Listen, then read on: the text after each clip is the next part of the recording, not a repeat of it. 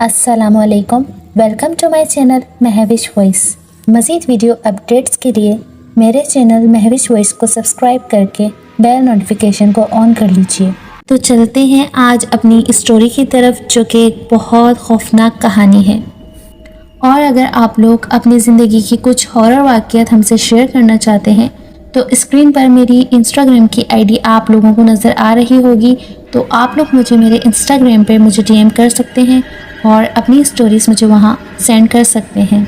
तो बढ़ते हैं अपनी कहानी की तरफ। उन दिनों मेरी उम्र 23 के लगभग थी, बल्कि ये कहना मुनासिब होगा कि ऐन मेरे शबाब का दौर था।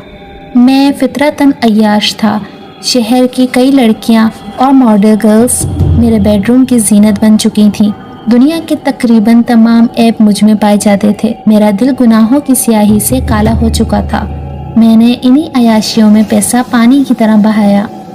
नतीजा ये हुआ कि आहिस्ता आहिस्ता बिजनेस डाउन होता चला गया। मैंने MBA किया हुआ था, जबकि छोटा भाई खाकान अभी ज़ेरे तालीम था।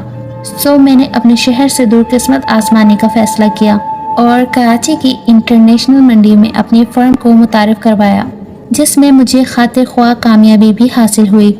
उन्हीं दिनों पारो से मेरी दोस्ती हो गई थी। पारो कपड़े की एक इंटरनेशनल फर्म की ताजिर की सेक्रेटरी थी। मेरी मर्दाना वजाहत थी या फिर पर्सनैलिटी कि वो एक दो मुलाकातों में ही मेरी दोस्त बन गई थी। जो ही क्लॉक ने 12 बजने का ऐलान किया, फ्लैट के दरवाजे पर मदहम सी दस्तक हुई। मैंने तकरीबन भागते हुए दरवाज़ा खोला तो सामने पारो अपने तमाम तर हशर सामानियों के साथ मौजूद थी। मैंने हाथ के इशारे से उसे अंदर बुलाया। एक अदा से चलती हुई वो बेड पर बैठ गई। उसके बैठते ही मेरे सोए हुए जज्बात अचानक मचल उठे। जब मैं जागा तो मैंने पारो को जगाना मुनासिब न समझा। वैसे भी आज संडे था और पारो को आज दफ्तर से छुट्टी थी। खिलाफ तवक्का मेरे सर में हल्का हल्का दर्द हो रहा था और मैं खुद को पहले की निस्बत बहुत कमज़ोर महसूस कर रहा था। हालांकि ये मेरे लिए कोई पहला मौका नहीं था कि मैंने किसी लड़की का कुर्ब हासिल किया हो। मैं बोझल कदमों से उठा और वॉशरूम में दाखिल हुआ। फ्रेश होकर मैंने चाय के साथ डिस्प्रिन ली और दफ्तर चला गया। उस रोज़ मुझे एक दो अहम मीटिंग्स में शिरकत करना थी, इसलिए दफ्तर जाना भी ज़रूरी था। शाम को मैं काफ़ी लेट हो गया। मैं कपड़े चेंज किए बगैर ज़रा सुस्ताने के लिए बेड पर लेट गया। दिन भर की थकावट और खाने की ज़्यादती के बायस मेरी आंख लग गई। ये किसी जवान लड़की के जिस्म का लम्स था जिसके बायस मेरी आंख खुल गई। लाइट भी बंद थी। मैंने गैर अरादी तौर पर उसको अपनी बाहों में भर लिया तो मुझे महसूस हुआ कि इस दोशीज़ा का चेहरा पत्थर की तरह सख्त है, जिसको चूमने के बायस मेरे मुंह का जायका नीम कड़वा हो चुका था। एन उसी लम्हे बिजली आई और फ्लैट में रोशनी हुई तो बेइख्तियार मेरे जिस्म में खौफ की एक तेज़ लहर दौड़ गई, क्योंकि इस दोशीज़ा के चेहरे की जगह खोपड़ी और हाथों की जगह दो बड़े बड़े पंजर थे, जबकि बाकी जिस्म औरत का ही था। उसकी आहनी हाथों की गिरफ्त से मुझे महसूस हो रहा था कि मेरा दम निकल जाएगा। झटके से मैंने खुद को उससे अलहदा करना चाहा, मगर उसकी गिरफ्त बहुत मजबूत थी। वो डायन नुमा औरत किसी जनूनी लड़की की तरह मेरे जिस्म को नोचती रही। कोई पौने घंटे बाद जब उसके मन की आग बुझ गई तो उसकी गिरफ्त ढीली पड़ गई, इसलिए मैं एक झटके से उससे अलहदा हो गया।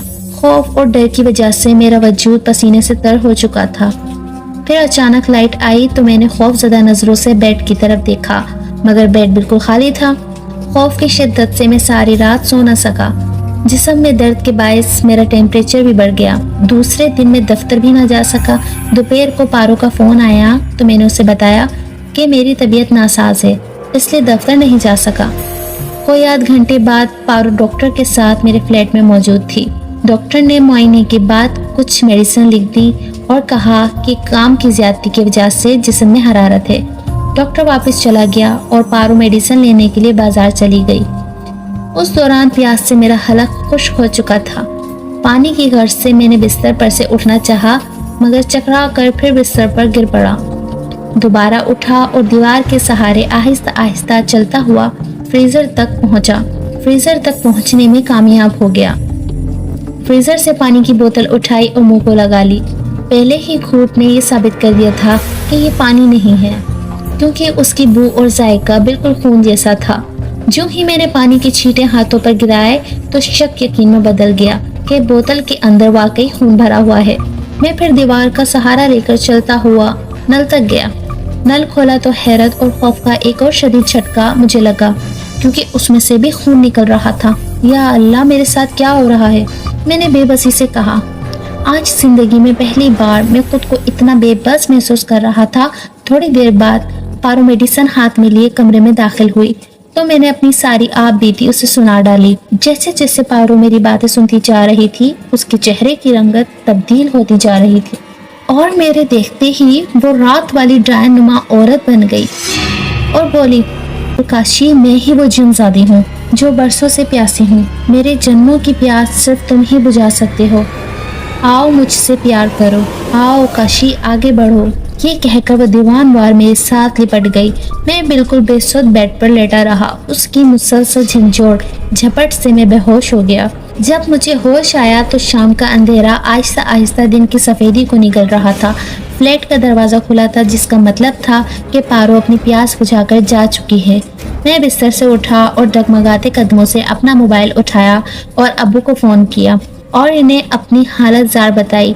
उस दौरान मुझ पर मुसलसल कपकपाहट तारी रही। अब्बू ने मुझे तसल्ली दी और अपनी हालत संभालने को कहा। उन्हें शायद मेरी कैफियत का अंदाज़ा था, तभी उन्होंने कहा कि आज शाम की परवाज़ से वो कराची आ रहे हैं।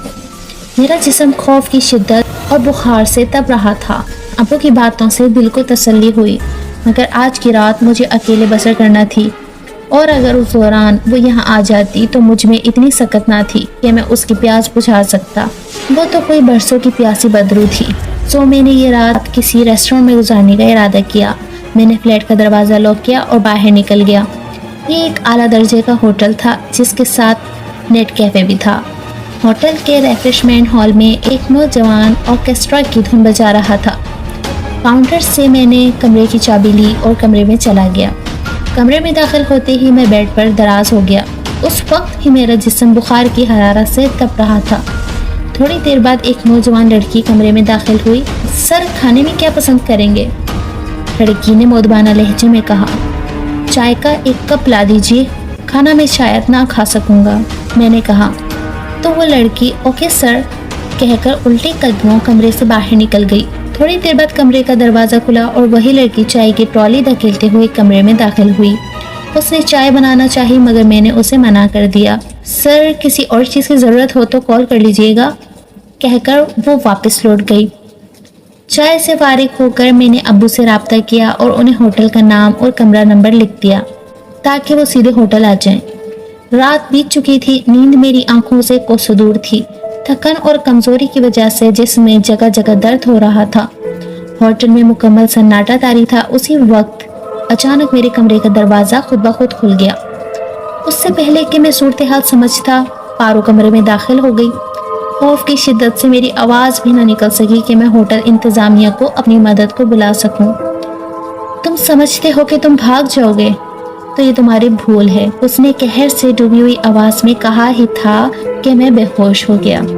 जब मुझे होश आया तो मैंने खुद को अस्पताल के इमरजेंसी वार्ड में पाया, जहां डॉक्टर के अलावा अबू भी मौजूद थे। मेरे चेहरे और जिस्म पर जाबजा खराशें लगी हुई थी, जो इस बात की गवाही दे रही थी कि पारो अपना काम कर चुकी है। अब्बू ने बताया कि डॉक्टर का कहना है कि तुम्हारे जिस्म में खून न होने के बराबर था और खून की कमजोरी के बायस तुम बेहोश हो गए और तुम्हें खून की 3 बोतलें लग चुकी हैं। अब्बू ने कहा कि शाम को मेरे पीर साहब भी तशरीफ ला रहे हैं। शाम तक मेरी तबीयत संभल चुकी थी और शाम के 7 बजे के करीब बारिश बुजुर्ग अब्बू के साथ कमरे में दाखिल हुए। नूर उनके चेहरे पर छलक रहा था। चंद लम्हे खामोश रहने के बाद फिर हुआ ये कि सबसे पहली बात तो ये कि तुम शादी कर लो और गुनाहों से तौबा कर लो। अल्लाह ताला बड़ा गफूर और रहीम है, वो ज़रूर तुम्हें माफ़ फरमा देगा। पीर साहब की आंखों में अजब सा नूर था। उनकी बातें मेरे दिल में उतर गईं। पीर साहब के साथ ही मैंने और अब्बू ने इशा की नमाज अदा की। आज जाने कितने सालों बाद रब्बे जुल जलाल के सामने झुका था। नमाज के बाद मैंने अल्लाह के हुजूर सच्चे दिल से अपने गुनाहों की माफ़ी मांगी।